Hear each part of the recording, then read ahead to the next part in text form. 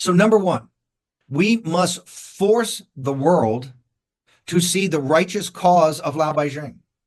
And what is that righteous cause? Righteous cause is quite simply to live with the same types of basic freedoms that the rest of the world enjoys. And I don't care if you're in sub-Saharan Africa, if you're in Central Asia, if you're in North Africa, if you're in Central America, you can go to the poorest countries in the world. Bangladesh, you name the 5 poorest countries on the world. And in the poorest countries, the lowest citizen in the poorest countries has more freedom than the richest man in China. How do I know that? Miles Guo was one of the richest men in China, and he was treated as a common criminal and was going to be in prison for made-up crimes when he fled.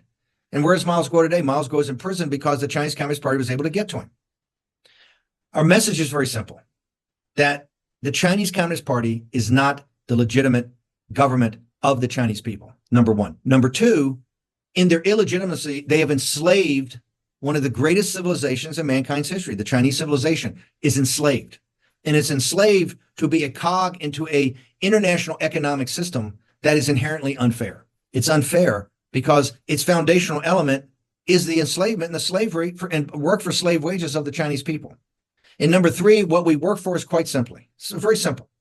It's a free, democratic Chinese republic.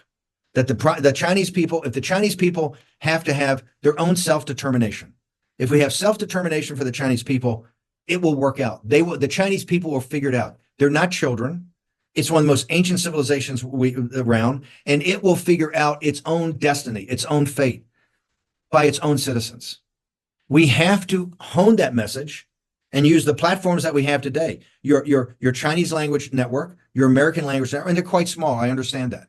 But with the connections around the world of folks, and then building up Getter, your Chinese language and your English language networks combined with the power of War Room.